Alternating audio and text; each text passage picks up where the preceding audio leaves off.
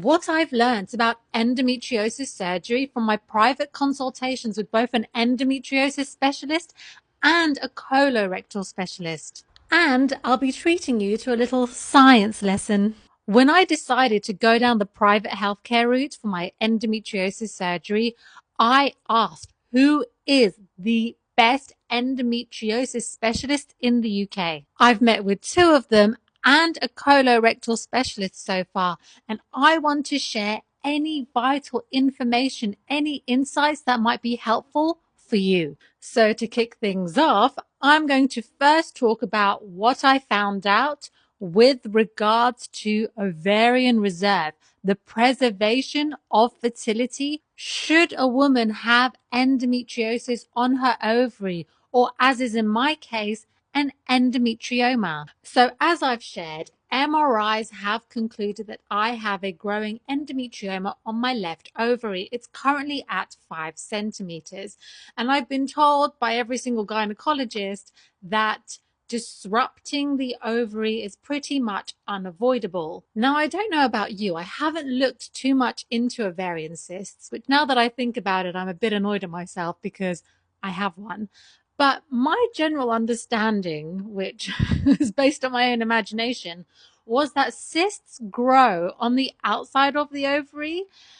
But what I gathered from my appointment with the consultant was that it grows within the ovary. So in my uninformed mind, removing a cyst would mean a little bit of disruption to the ovary because, of course, it's attached. So there'll be some minimal damage. I didn't realize that they're growing within the ovary and therefore they have to be cut out of it. The consultant explained that in some cases, when a cyst is being removed by a surgeon, where the surgeon lacks the skill, they end up cutting off a chunk of the ovary as opposed to meticulously cutting around the cyst to remove it with minimal damage to the ovary. Now I'm going to attempt to do a diagram explanation mimicking what the consultant showed me to explain this a little better. Okay, so this is the ovary and this is the cyst. Now what some less skilled surgeons might do is cut that entire chunk out. What a more skilled surgeon would do, like the consultant as he described, is cut around gently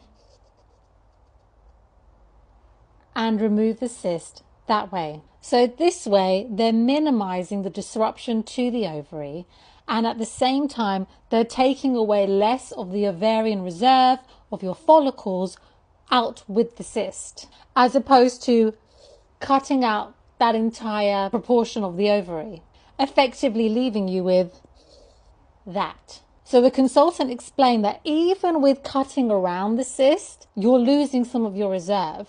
And on top of that, this fucker is consuming a bunch of follicles. So it's going to take some away with it anyway. And then whatever's sat around here, as opposed to you losing 2/3 of your ovary, for example.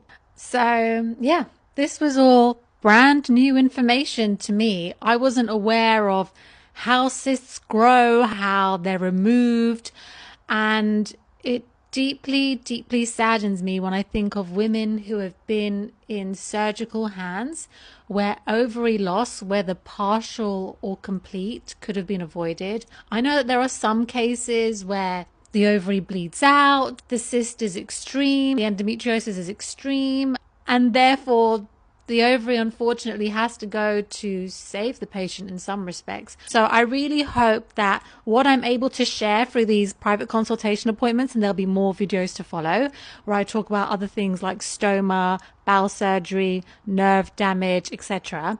I'm going to share all of that.